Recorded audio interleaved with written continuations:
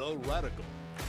Fundamental principles of freedom, rational self-interest, and individual rights. This is the Yaron Brook Show. All right, everybody, welcome to Yaron Brook Show. Video, we need video. Hope everybody's doing well. It's Tuesday, December 12th. Hope you're having a great week. And yeah, tonight there'll be the second show at 7 p.m. More on that in a minute. All right, let's jump in. Just a quick update on Israel, the Israeli-Gaza war. Just two items that I think are worthy to comment on quickly. One is, this might be a little too early, but I do think there's some early indications that the will of the Palestinians is starting to break, which is, of course, key to victory, is to break the will, the spirit of your enemy. And it does seem like that is starting to happen. And I take two indications for that, two indications. One, in Gaza, you're seeing almost every day now truckloads of prisoners, people who have surrendered to Israeli forces and being trucked into Israel. This is a great sign. The more Hamas fighters surrender, the better. It means that they're not shooting at Israelis, and Israelis are not getting killed. And I think it also sends kind of a visible, visceral message to the rest of the Palestinians in the Gaza Strip that Hamas is maybe not fighting to the last man. It's maybe not to the death, and that opens up options for others to surrender. So this is something that we're seeing over the last few days. I don't think we saw much of it earlier. We're seeing dozens, if not hundreds, of prisoners being taken from Gaza into Israel. Israel's opening up old jails and facilities in order to house them, and they're all being interrogated, so they'll all provide valuable intelligence information for the Israelis in terms of continuing their attack in the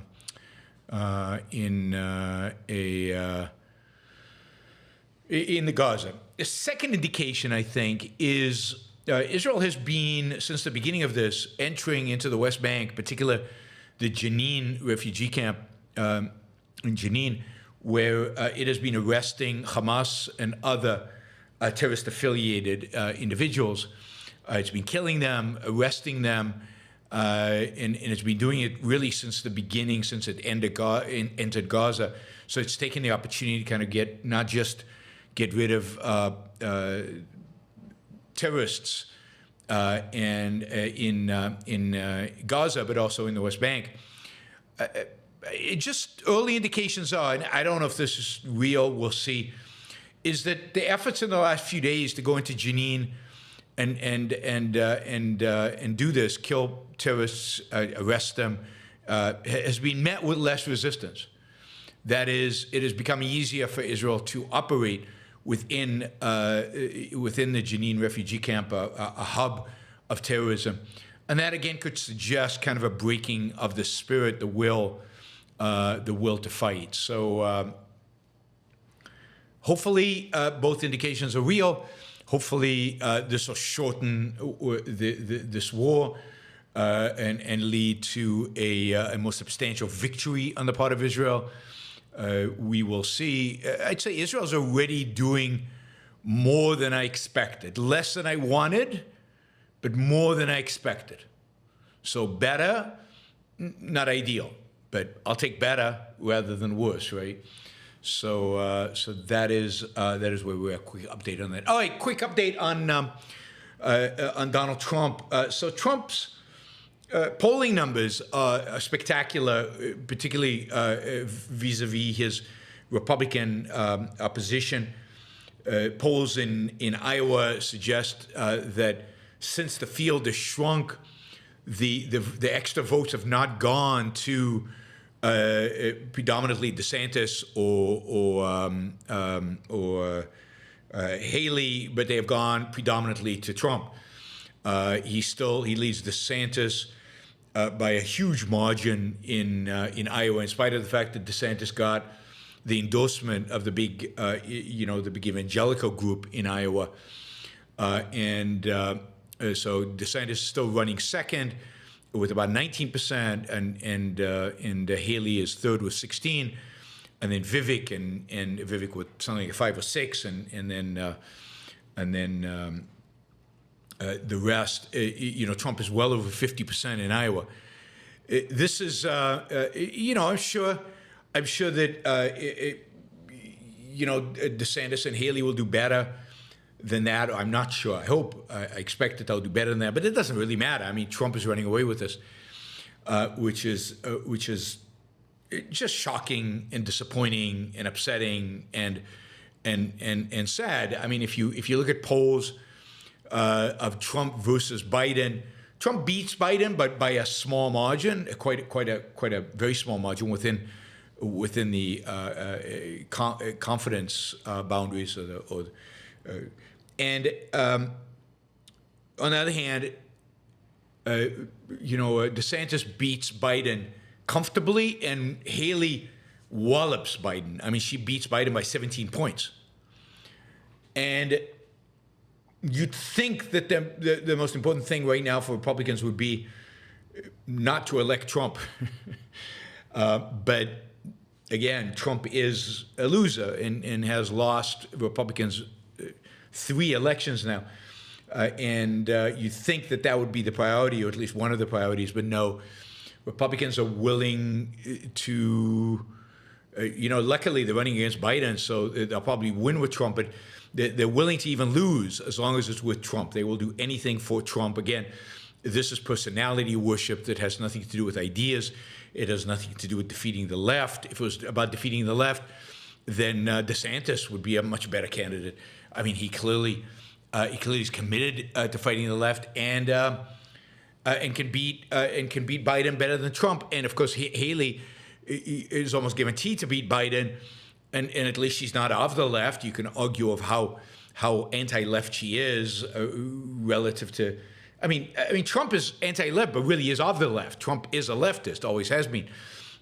So the whole thing is just upsetting and disappointing. Anyway, the only chance we really have of getting rid of Trump, I think, and even this I'm not even sure of, is if he goes to jail, or and even then I'm not sure he loses, but or he loses. I think he loses the general election, but I'm not sure he loses the primary, or just to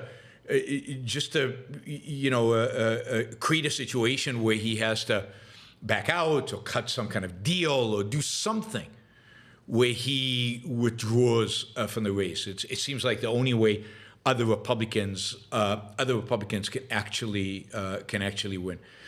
By the way, I don't consider Trump a fighter. I consider Trump to lie and deceive and cheat is not to fight. That is the methodology of cowards. Just like Trump has no self-esteem, he just got a lot of bluster. That's all Trump is.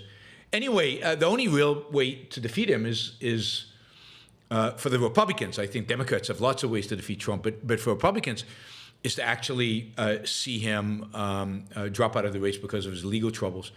In that context, Trump knows this, and in that context, Trump's goal right now is to try to delay all the courts or the criminal suits against him, so that maybe they occur after he's already elected, or they occur so late that they don't have an impact.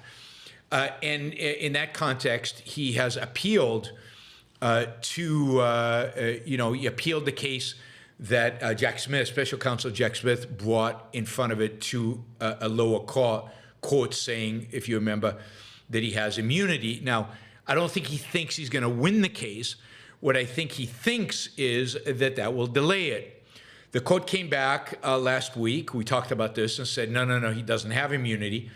He has to go in trial. So Trump now appealed to the district court, And his hope was the district court would take a couple of months and they make a decision, and then he would appeal to the Supreme Court. The Supreme Court would take a couple of months to make its decision, and that would basically delay the start of the trial, the trial brought by the trial brought by Special Counsel Jack Smith to way into next year, and will be relevant for the election. Well, the Special Counsel has, sees right through this gimmick, and what he did is he went directly to Supreme Court and said, look, I want to start this trial March 1st. I want to get it over with. Please rule on this question of whether Trump has immunity or not. And of course, there was some uncertainty about whether the Supreme Court would take the case, because it is very unusual. It is basically asking the Supreme Court to accelerate something. It is asking the Supreme Court not to go through the regular process of the district courts and then up to the appellate court and then up to the Supreme Court. It looks like the Supreme Court has taken that case. Trump is furious. He's again. He views this as a huge betrayal. This is the court he created, and he's furious about this because, again, what he's concerned about is not necessarily winning or losing. Of course, if he won this appeal, that would make his day. The whole court case would go away. But even if he doesn't, he was hoping he'd at least get a delay. It looks like that delay is gone. He will actually have to face the trial on March 1 unless he comes up with something. And of course, it's going to be fascinating to see how the Supreme Court actually rules. Remember, 3 of the Supreme Court justices were appointed by Trump, and it's an overwhelmingly conservative majority. What happens if they rule against Trump, which I think they will? What happens then to kind of the Republicans' view of the Supreme Court? What happens if Trump becomes president? How does he view all the judges that have voted against him repeatedly over the last few years? When of course Trump doesn't care about the content, all he cares about is, are you for me or are you against me? He doesn't care about what they actually rule, whether it's in his support or against him. So he takes it very personally. So that's where we are with Trump. All right.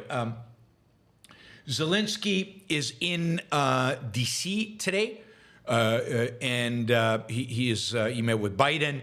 He met with both he hasn't met yet. He's meeting with the Speaker of the House. He met with a group of senators, both Democrats and Republicans, a large group, maybe most of the senators. He's met with the defense industry. I think he did that yesterday. I mean, basically, he's on a campaign to try to secure the military support that Ukraine needs to continue its struggle against the Russians. It's hard to tell how this will go. I mean, basically, Ukraine is caught. Look, if you actually just ran a bill through Congress right now and asked, do you approve of the support of X billions of dollars to Ukraine? Overwhelming majority of senators would vote for it, and an overwhelming majority of House members would vote for it. It would dramatically, it would easily pass both houses. It is caught in politics. This is not about whether they agree or whether they disagree. It's completely caught in politics. Republicans are not saying we won't approve it. Republicans are saying we'll approve it, but we want something for it. What we want is more money for border security and certain conditions around border security. And that is the competition. Again, it's not that Republicans are opposing aid to Ukraine. They're using it to squeeze some political stuff out of the Biden administration. My expectation is that they will compromise in the next few days and that we will get a bill that provides aid Ukraine, Israel, and Taiwan, and allocates a certain amount of money or changes the rules vis-a-vis the southern border. The reality is that the Biden administration, too, would like to see stem the flow of immigrants in through the southern border. This does not play well in elections. It is one of his main weaknesses, election-wise, for next year. And I think Biden is incentivized to cut a deal. And Republicans, again, in spite of the fact that I think most Republican voters do not want support for Ukraine, I think the Republican senators and House members are not quite as much of stick your finger into the wind as politicians often are, and they are willing to take the hit and vote for this because they think it's the right thing to do. So that's where we are. We'll see. Ukraine. I've already made the argument of why I think the support for Ukraine is justified, why I think it's essential, why I think the United States has to do it, why I think not doing it and allowing Ukraine to lose would be devastating for the United States, for the West, and for NATO. So I won't make the case today. You can check out a show I did a few weeks ago on why support Israel and Ukraine, where I made that argument. All right, this is just a stunning case, but it gives you the sense of the real evil that are the abortion laws and the real evil that the state of Texas is engaging in particular. Its Attorney General, and how horrible this is. On November 27th, what's her full name? No, I can't find it. Her name is Cox, something Cox. Kate Cox. On November 27th, Kate Cox, who is pregnant, was diagnosed with trisomy 18. It's a genetic abnormality that usually results in a miscarriage, stillbirth, or death soon after birth. She asked for an abortion. One of her reasons to ask for an abortion is if she carried this, defective fetus to term, she would have to get a C-section. The fetus would die. In any case, she would have to have a C-section to extract the fetus. This would be her third C-section and would probably deny her the ability to have to give birth again, which would deny her the ability to have children in the future. She already has two, and she would like more. Her doctors believed an abortion was medically necessary for her, but they were unwilling to perform the abortion without a court order because of the lack of clarity on how the exception in the law, which is a pretty tight law with very little exception, would be interpreted, and the potential penalties, including life in prison for doctors who perform abortions, life in prison and a loss of their licenses for violating the state's abortion law. She sued in court to get clarity over this. A lower court ruled that she could have the abortion. The Attorney General of the state of Texas, Paxton, immediately appealed to the Texas Supreme Court. The Texas Supreme Court yesterday stepped in and basically nullified the lower courts and said, no, you're not allowed to have an abortion. It does not count as part of the health of the mother exemption. And as far as the state of Texas is concerned, they are willing to force Kate Cox to carry this fetus, who is not going to survive, to term. Paxton went as far as sent a letter to the doctors that they would not be shielded, not the doctor, not the hospital, not anybody else, from potential civil and criminal liabilities from violating the Texas abortion law. It was sent to 3 different hospitals who had admitting privileges for the particular doctor that was involved. I mean, this is pure evil. This is pure evil. This should be condemned by anybody who values human life. This should be condemned by anybody who values individual rights. This should be condemned by anybody who values women, their life, their ability to make choices about their own reproduction. But really, it should be condemned by anybody who values life. Paxton and the people who support him are monsters. They're moral monsters. These are people that are not in my tent. They're not allies of mine because I happen to agree with them on a certain percentage of their views. They are monsters, no less monsters than CRT and woke and everything else. Indeed, these people are actually more destructive to individual human life. And it is why it is not a slam dunk. You should just move to Texas because Texas is heaven. This is monstrous, truly monstrous.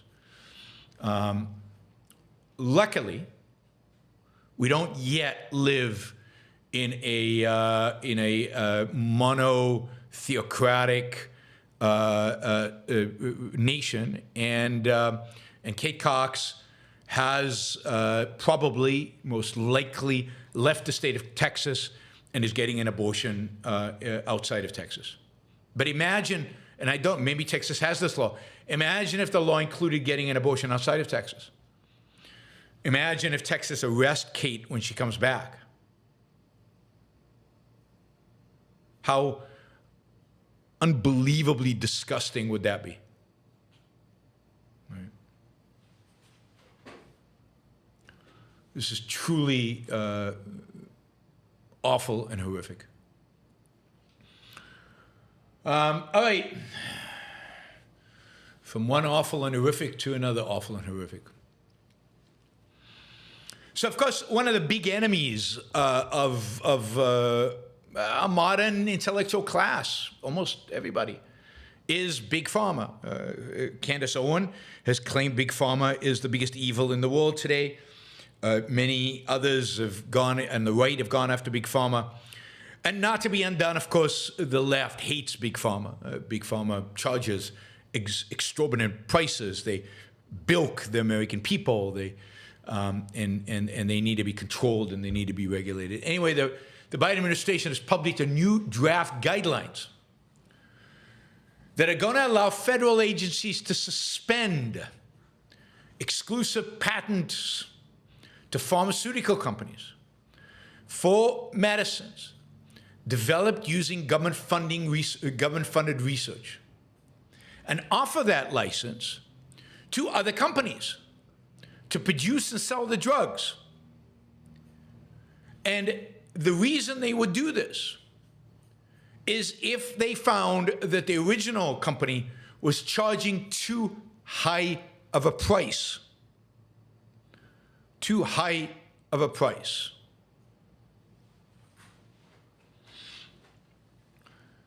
So this is a tool to lower drug prices. Now, you could argue, well, you know, it's government-funded research, and shouldn't... Almost everything is government-funded research these days. The government spends a huge quantity of money on research.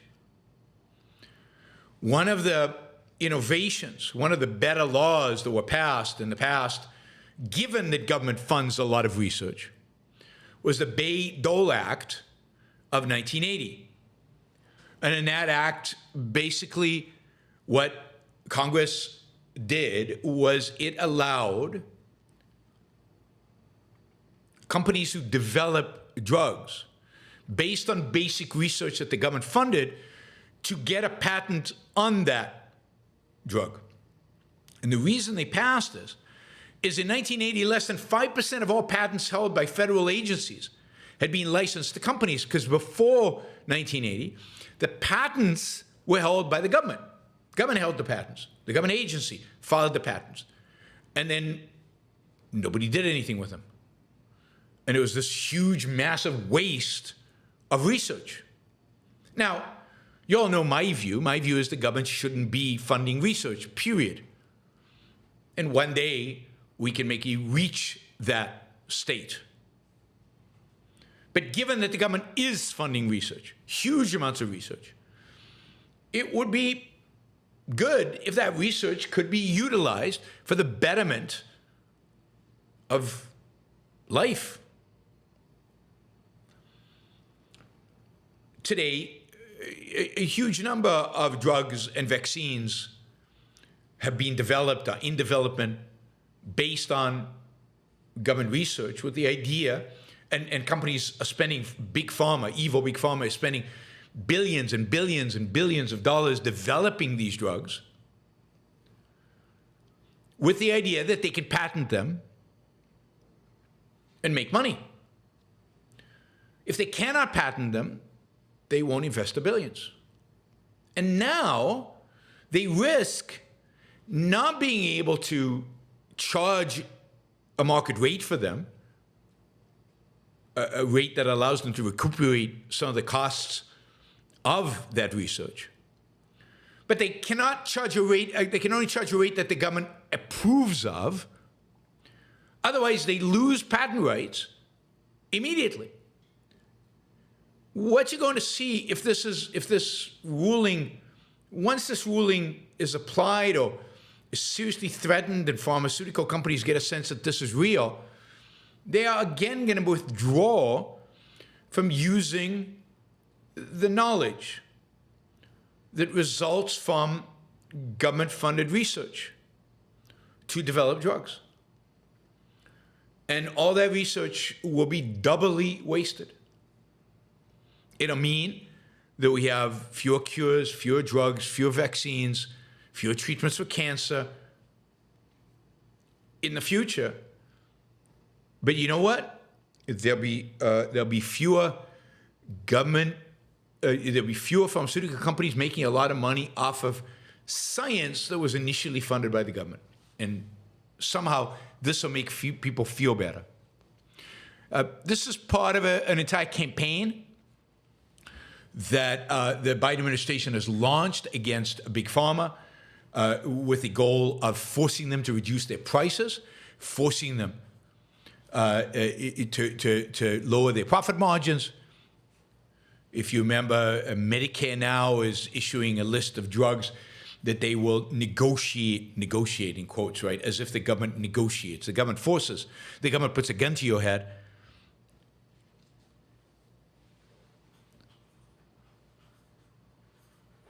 Right? So what you have here is a campaign to destroy the most productive, effective, innovative pharmaceutical industry in the world, an industry we will all be relying on as we get older, an industry that has a potential to extend our life dramatically, and I believe the only reason it hasn't extended it even more than it has is because of government regulation and FDA kind of barriers. You know, we get there's a lot of talk about supplements and supplementing and to extend life, but imagine if the pharmaceutical companies could take the principles behind all these supplements and actually create drugs that are a lot more effective than what nature has created in order to extend life. Wow, how far we would be today. The problem is nobody will invest the billions of dollars in order to do that because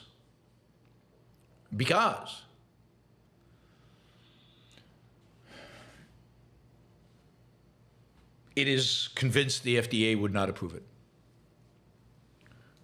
I mean, this is the pure evil of the Biden administration is truly stunning. This is the problem.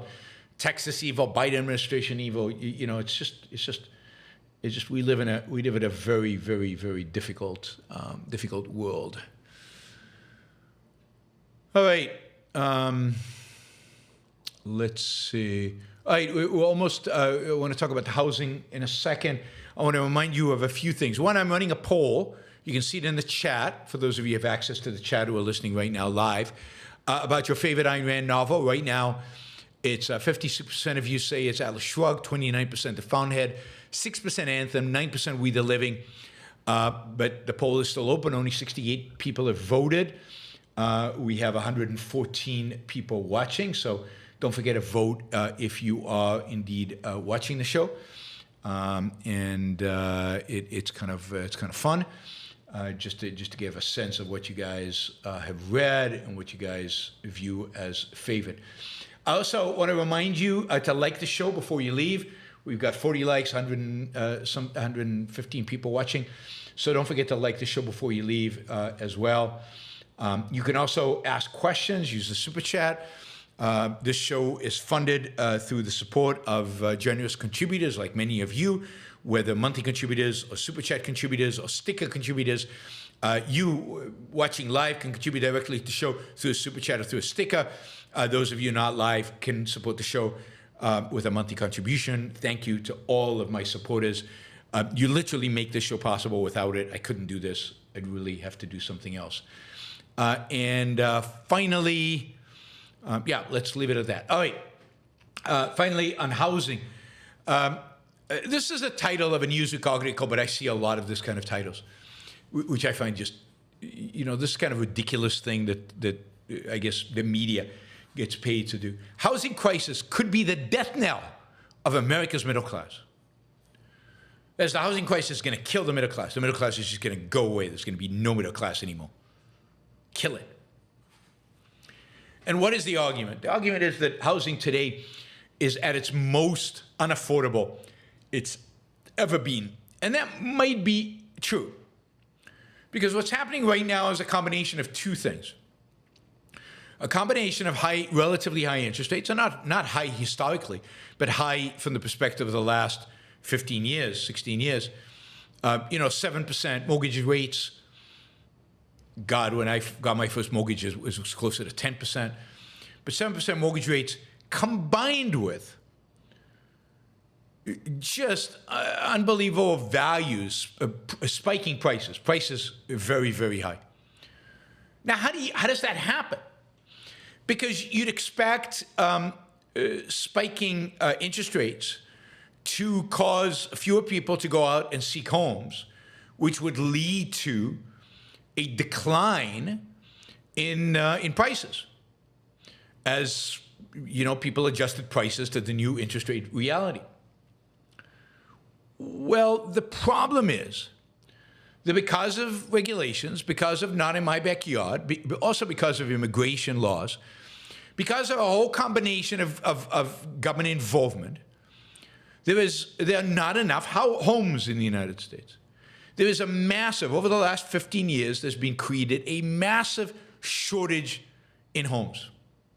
Condos, single-family homes, massive, not enough being built, just not enough being built across the entire country. And this is a result of the fact that there are not enough qualified workers to work for construction companies, so there's a labor shortage in construction. It combines with the fact that it's hard to get land because of environmental regulations and all the other regulations. It's particularly hard to get land in the places that most Americans actually want to live in. That drives real estate prices up, particularly in the most desirable locations. So the real problem here is supply.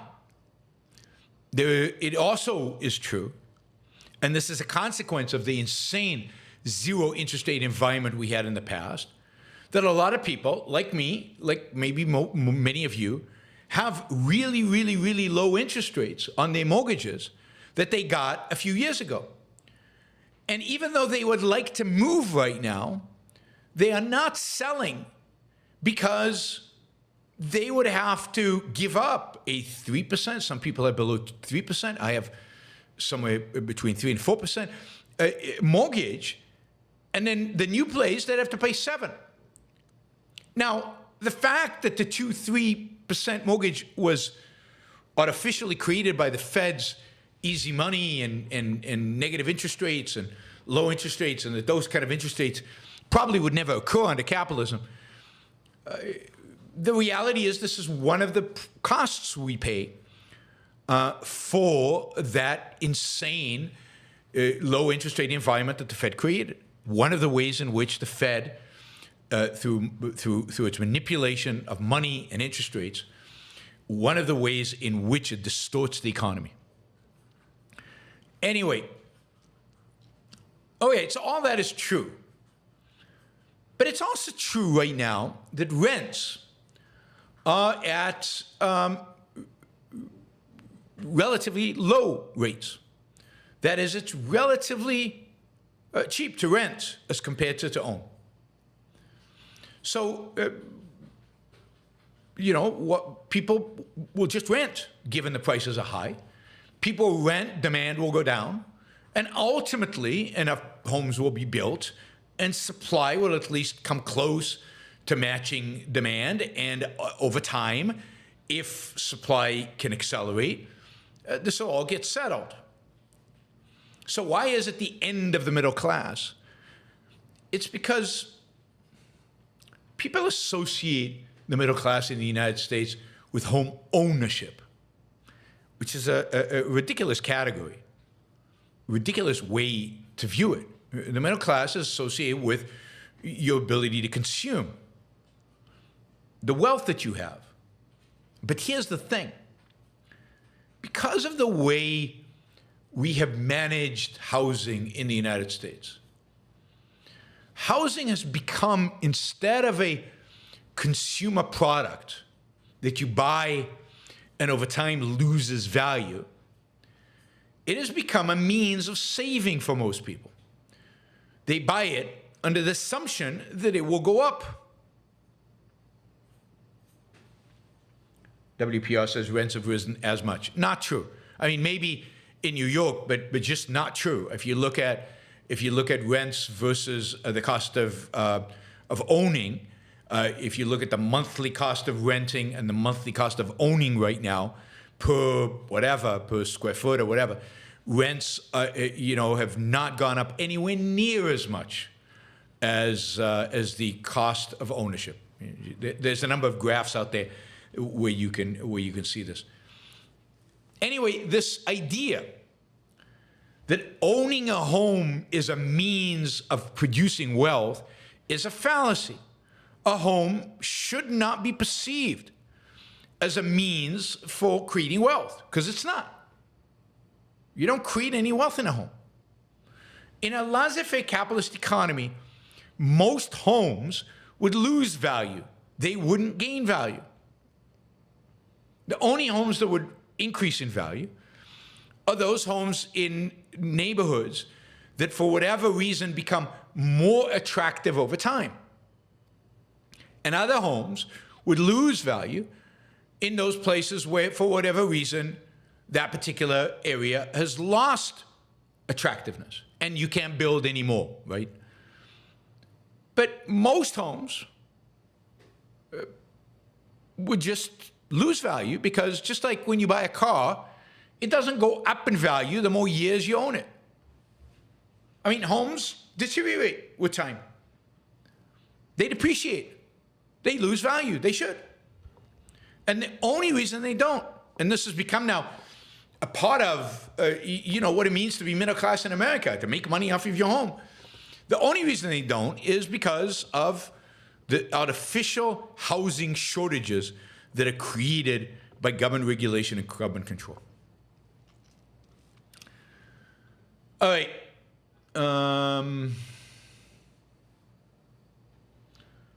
Let's turn to the super chat, and we'll take any questions you might have. We don't have a lot of questions, very few actually, so feel free to jump in. Questions, $2 to $500. We'll take any of those. And we are about $140 short of our goal. All right, remember the show is supported by contributors like you. And it's also supported by sponsors like the Ayn Rand Institute that provide sponsorship for this show. And right now, they'd like you to go to aynrand.org/start here and sign up for a conference that is being held in Austin, Texas, towards the end of March, over a weekend. It's going to be a lot of fun, and it's in Austin, Texas, which is a great city in spite of what I said about Texas before.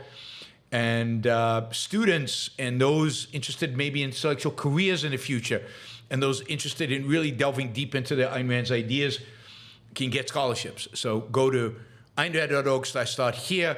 Greg Salamieri, Ben Baer, and others will be part of the faculty. All right. Remo says value for value. Thank you, Remo. So not a question. Let me just thank the people with stickers. Jeremy, Remo would be one of them. Silvanos, thank you. Gail, thank you. And Ryan, thank you. And I might have missed some of you, but that's because the screen only goes so far back. Okay, Ryan is the last one. All right. Hiram asks, speaking of self-esteem, Yaron, with the exception of the occasional annoying and even self-admittedly irrelevant super chat statements, do you think I have any redeeming characteristics?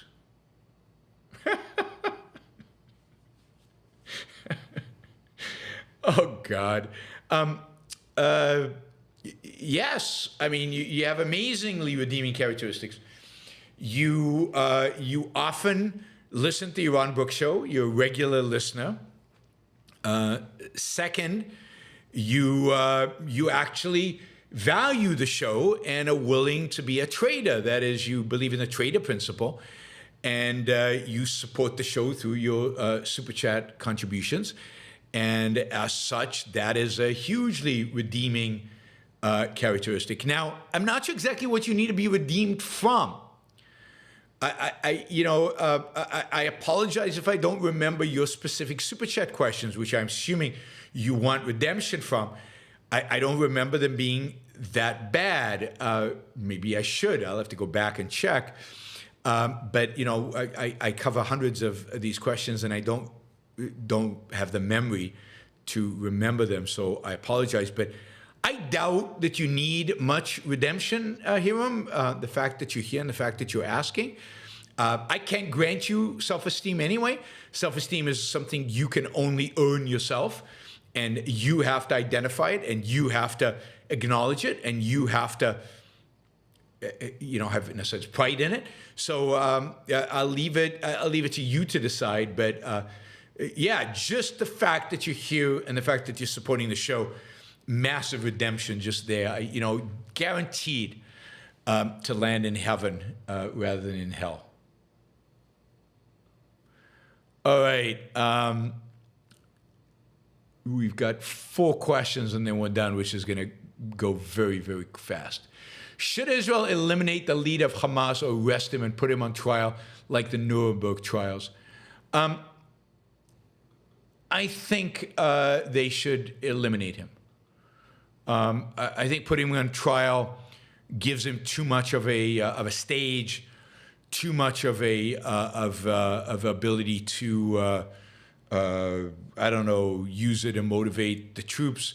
There's nothing redeeming about the leader of Hamas. There's no education that needs to be done here that people don't know about.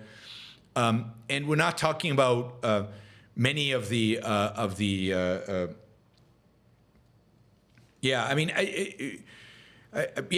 would just eliminate them. I mean, there was value in the Nuremberg trials, partially because I don't think the world really knew what the Nazis had done and the extent of it.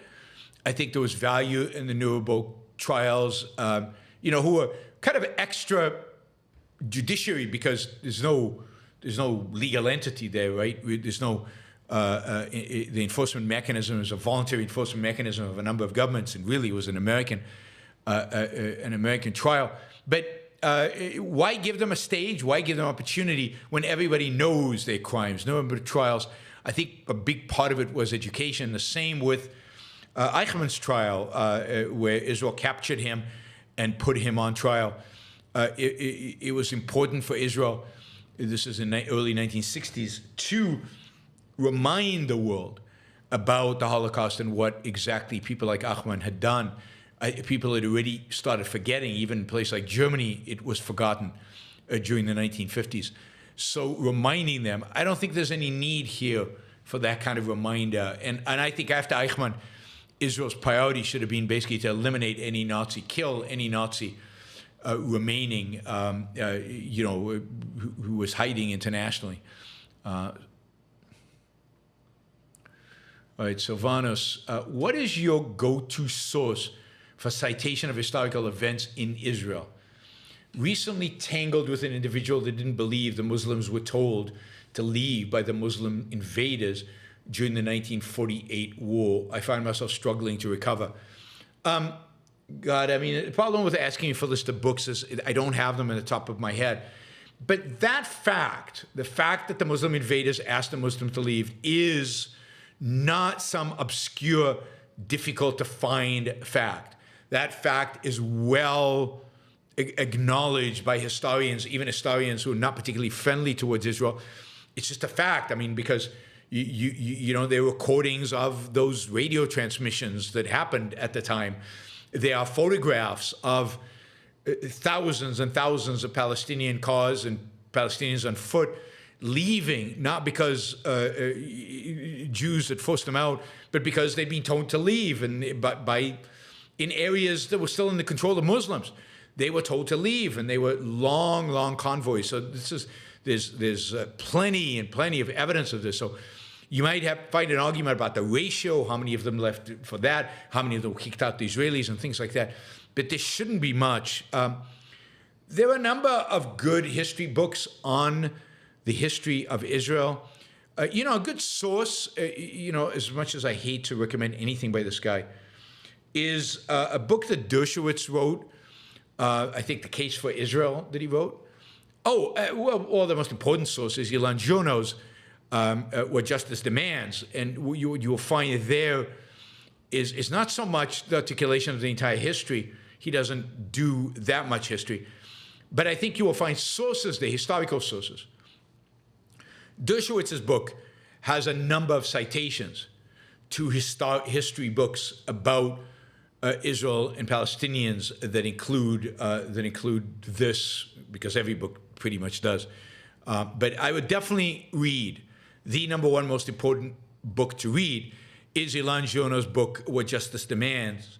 I also think that there is a course by Ilan Jono on YouTube, on the Ayn Rand channel maybe, or where he talks about the the history of Israel and Palestinian conflict, and there are probably citations there for sources. But I would say I would take the risk and say that my expectation would be that almost any significant history book, particularly one written in the past, not one written right now, on Israel would include that story, the fact that they were asked to leave. So I don't think that's going to be hard to document. If you send me an email, yaron@yaronbrookshow.com, I will pull up some books that I think would be good references. Oyvind Sandvik. Again, I encourage you to take your wife to Godzilla Minus One. It's especially pleasing from an objectivist perspective. By the way, you're probably the foreigner outside of the Nordics with the best pronunciation of my name. All right. I mean, I've traveled enough that I'm awful at pronouncing names in any language. So, but maybe it's all my traveling in Scandinavia has rubbed off a little bit. Catherine says, doesn't Texas have the law that says you cannot travel outside of the state to have an abortion already in it? I don't know. I wouldn't be surprised if it does. And then the question is, will they enforce it and how they enforce it? We'll find out. Friend Harper says, PSA for your audience, OPAR is really good. 10 of 10 worth your time to read and reread periodically. Yes, OPAR is a masterpiece. You should all be reading OPAR. Once you read Ayn Rand, the next book to read is OPAR. So I encourage you all to do that. Right, let's see. Sivanos, thank you again for the $50. Wes, $30. Thank you. Stephen, thank you. And Kirill, thank you. I think we're only $8 away from our goal. So thank you all for making that happen. Frank says, what does Milei have to privatize to bring in dollars? Well, everything. I mean, anything he privatizes will bring in dollars. He can privatize, he certainly can privatize a lot of land. There are massive minerals. Argentina is very rich in minerals, including some of the kind of the minerals that kind of China has cornered the market on, or controls certain rare earth minerals and other minerals necessary for batteries and things like that. So huge mineral deposits that could be privatized. And then Argentina has an airline, a railway system. It has certain utilities. It has a lot of industries it has energy. It has some energy, not a lot. It's not like Brazil, which has huge oil reserves, but Argentina has some, I think, off the coast. That could be privatized. It has an energy company that could be privatized. So there's quite a bit. There is quite a bit. Stephen, you once said you felt emotionally manipulated by Schindler's List. Could you elaborate on the difference between when a movie is genuinely moving and when you find it manipulative? Other examples? Well, I think Spielberg is particularly good at it, right? I mean, I think, what do you call the one where with the soldiers in storming Normandy?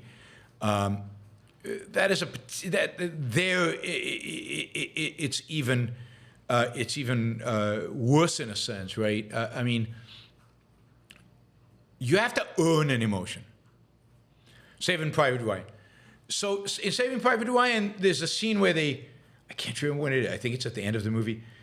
They go to the grave and and everybody salutes, and the whole scene there towards the end is. I mean, what do you need it for, right? Just to get teary-eyed at the end, and it's manipulative. The movie in itself is powerful.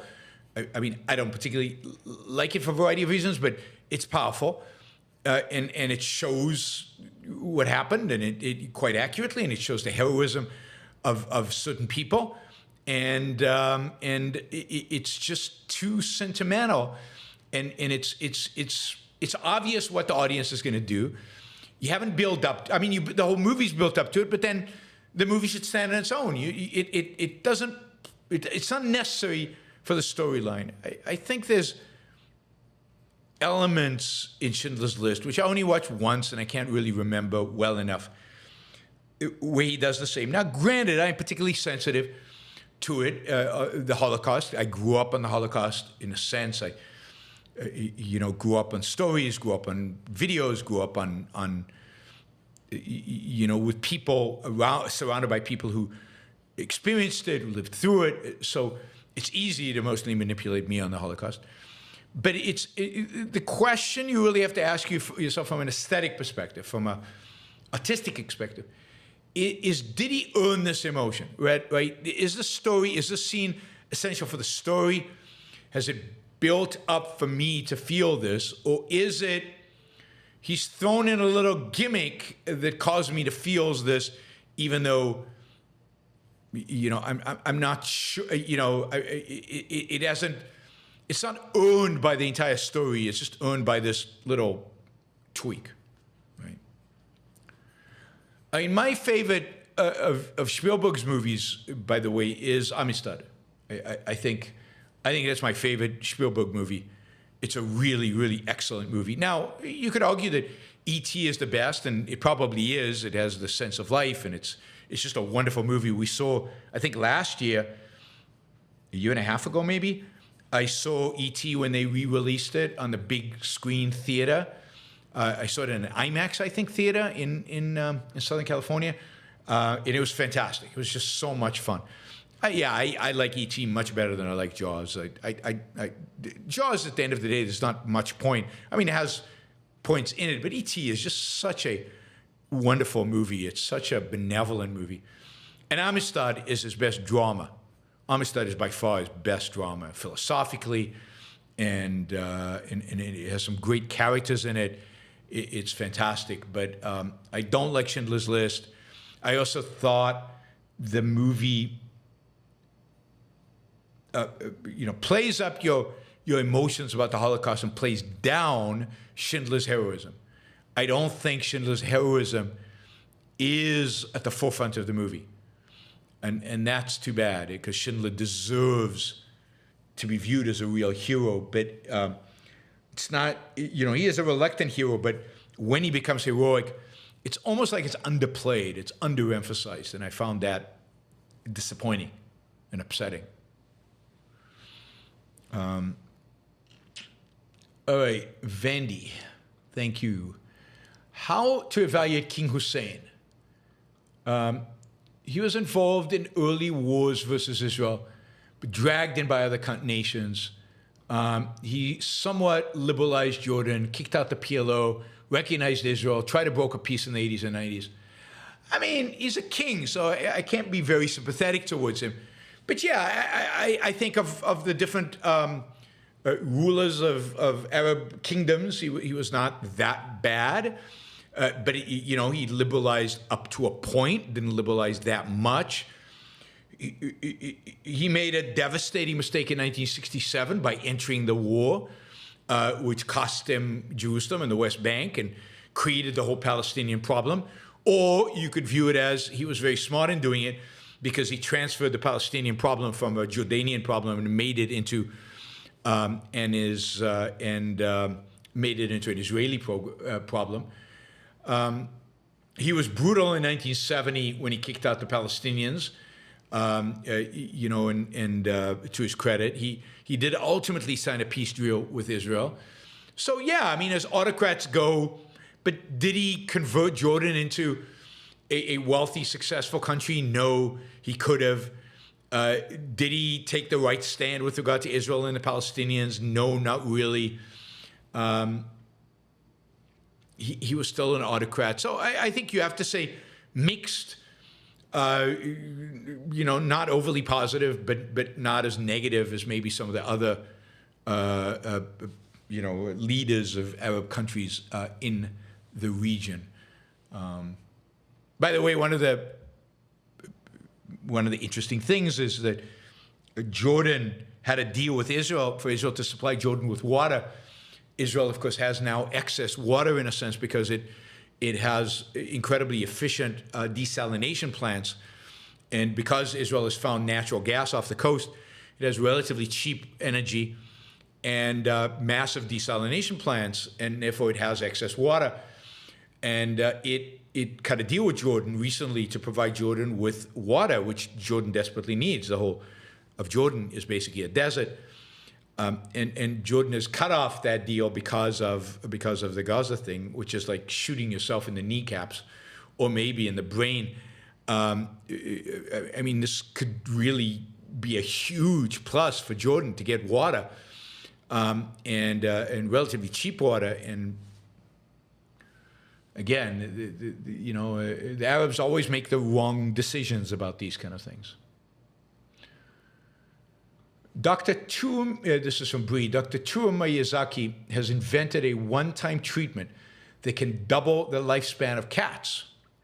His breakthrough came after all government funding was removed during COVID. It is an incredible story. Oh, I'll have to look that up. I'm not familiar with that. That is super interesting. Now we have to figure out how to do it to human beings. All right. Thank you, everybody. There will be a show tonight, 7 p.m. East Coast time. The show will probably be on the state of American universities, post university president hearings, how to evaluate universities, what needs to be done, why we got to the state, what is the problem. And how do you actually get out of the problem? How do you solve the problem that the universities have got themselves into? We will talk about that. So 7 p.m. East Coast time. Join me. Let people know. I will post it on Twitter and Facebook. Please share it. And thank you for all the super chatters. Thank you for the support. And I will see you all tonight. Bye, everybody.